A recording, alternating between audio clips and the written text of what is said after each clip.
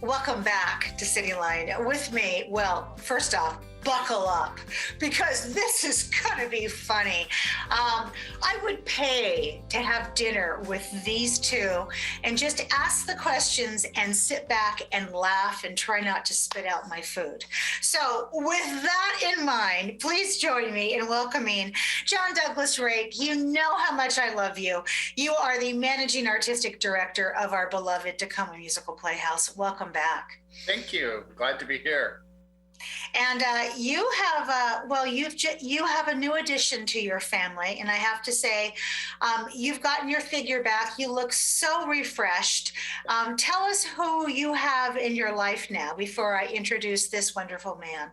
Well, we have a new puppy, a four-month old Coton de Tuileries, and his name is Monty, named after the main lead character in the show that we're doing, A Gentleman's Guide to Love and Murder.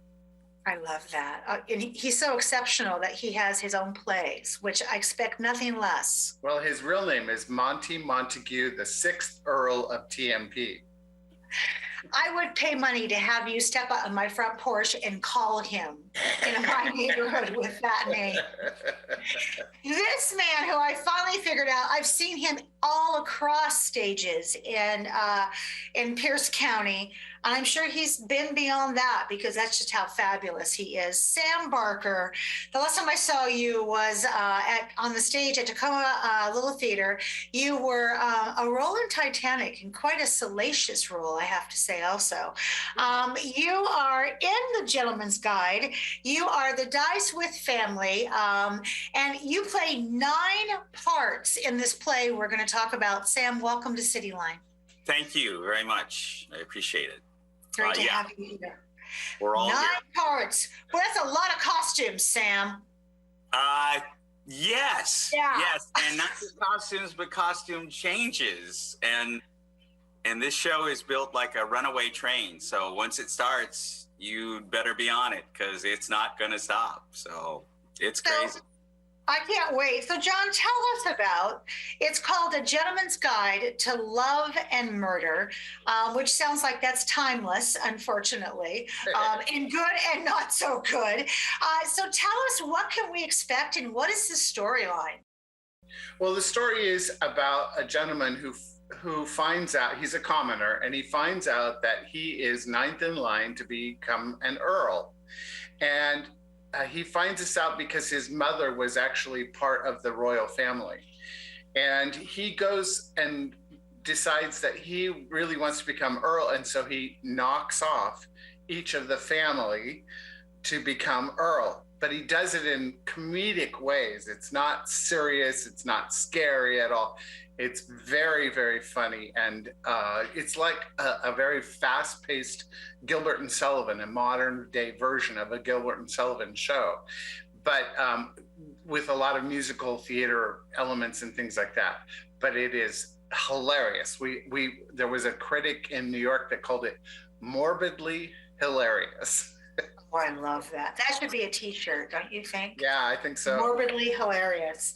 So, John, you and I have held hands during this pandemic together and talked about what it's like to take live theater and turn it into something virtual, turn it into a spaced experience.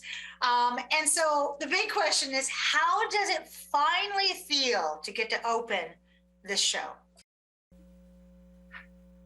There are no words. Yeah. It is, this is the show that we closed before opening night, right at like 4:45 p.m. that day that we were to open. And it was March 13th. Unfortunately, it was Friday the 13th. But it's so rewarding to get the cast back and to do this show and finally let the audience see this hilarious show. It's the cast is just first rate, and I couldn't ask for a better cast for this, and the quality is just amazing. So Let's talk about this. I'm assuming, just based upon the tense of that sentence, that the original cast is all coming back, or did you lose a few people? We did lose a few people. In the ensemble, we lost a couple people. And then we plucked somebody out of the chorus, Sam, and put him into the family, Dicewith family, and then had to replace him. So we have a few new people, but they are also just first-rate quality. Now, Thanks Sam, for giving the kid from the chorus a break, John. that's right. And of course, there's no replacing Sam, so we know that. So, Sam, first off, what is it like to play so many characters in one show?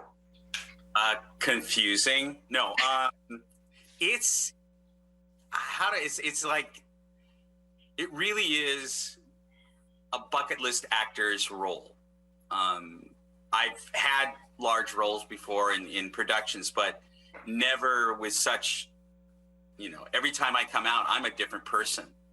So I jokingly say I'm finally able to do what all the voices in my head have been telling me for years, kind of thing. But so that part is exciting. It really is. You come in and you have to establish immediately who you are and where you're going, and every time you come out, it's different. The challenging part is just the flip side of that, is that that's a lot to take on, and to remember where you are and who you are at this point and what are you doing. And so it's been probably one of the most challenging things I've done, and also one of the most rewarding things I've done. So I love that. Yeah, it is definitely a bucket list challenge kind of thing. So I would imagine we have some young people watching this and going, well, I don't know how he could possibly do that, because they're so geared toward computers and clicking an article of clothing and putting it on someone they see. But that's not going to happen in this show, because you have to change also the clothing. So how does that work for those people who have never been backstage? I'm changing the clothing. I'm changing the gender. I play 2 women out of the 9 people. The best way I can describe what happens backstage is organized chaos.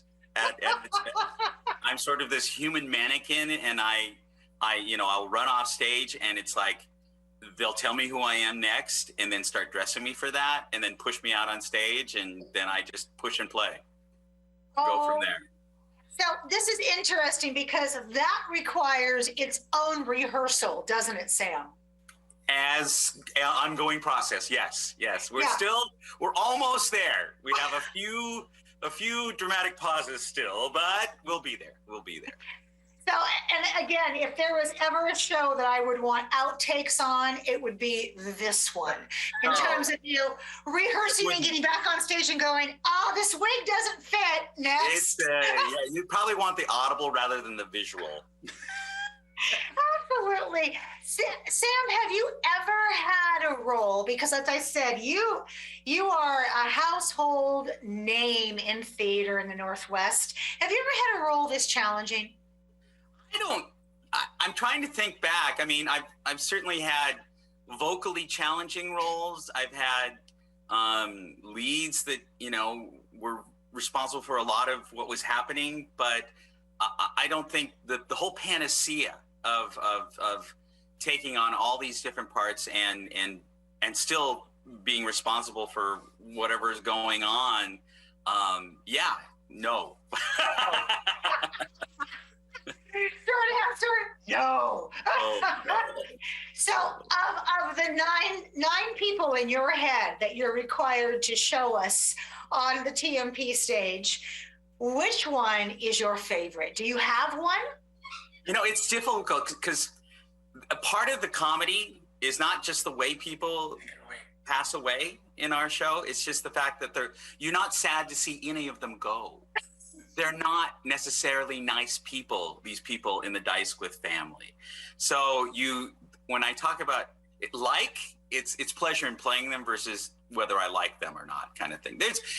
And out of 9 people, I'm going to chicken out and go for like my top three. Probably the most interesting ones to play are Henry, who's the country squire sort of fop type of thing, who I really enjoy. The other one is Lord Adalbert, who's he is the head of the family. He has some wonderful repartee with his family and his wife, especially when they get toward later on in the show.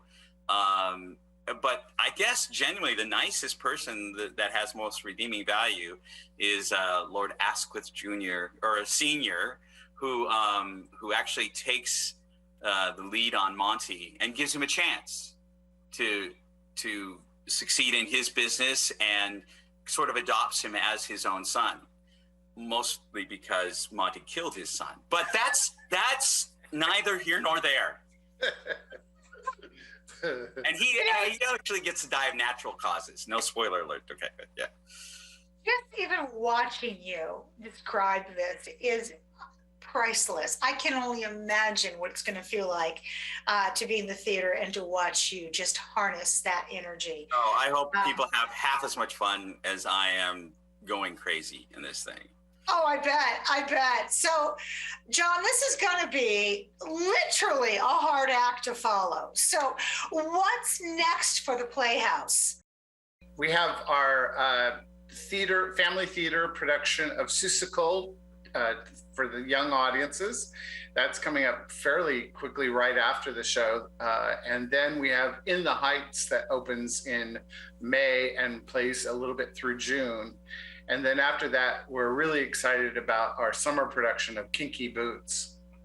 Oh, love that. And let's talk about COVID mandates. All of us, I was in a restaurant yesterday and went, wow, it's so nice to see people's faces. But when I wasn't sitting so close to them. So are we still following protocols or what are we thinking? We are following protocols. You still have to have proof of vaccination, and we're asking you to wear your mask in the theater. We're following pretty much all of the recommendations of all the theaters in our area and across the United States and New York. We just want to keep people safe and keep our actors safe so that we can continue to produce. And so we'll reevaluate after this show, but at this point, we're still following the same mandates. That's good to know that. Both of you, we've been showing the website below for tickets. I would imagine they're going to sell out fast, especially when word gets out of Sam and his 9 best friends on stage. So much thank you. There's room for other people on stage, actually, and they're wonderful. The rest of the cast we have 2 women who have angel voices that you've got to hear. They're both coloratura sopranos, and it's just gorgeous. And then my compatriot on stage, most for this nuts, Scott, does a lovely job with playing Monty. So I encourage, not just for all 9 of us, but for the rest of us too. Very well said. Thank you both so much for taking time out of your schedule to be here. Much love to you both, and to Monty, and to Jeff. And as always, break a leg. And John, I'll see you back on the show sooner than later. We have much more to come on Cityline. Don't go away. We'll be right back.